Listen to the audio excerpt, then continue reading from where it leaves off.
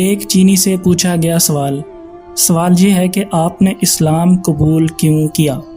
وہ کہتا ہے میں نے اسلام کیوں قبول کیا؟ اسلام کو جاننے کے بعد میں اسلام کیوں قبول نہ کرتا؟ کیونکہ اسلام ایک سچائی ہے، یہ زندگی کا طریقہ ہے، یہ الہی ہے، یہ عملی ہے، یہ منطق ہے، یہ عقلی ہے۔ اسلام ہر اس مسئلے کا جواب ہے جس کا ہمیں اس دنیا میں سامنا ہوتا ہے۔ تمہیں تمہاری طاقت کا اندازہ نہیں ہے اے مسلمان۔ صلاح الدین ایوبی کو بھول گئے کیا تم؟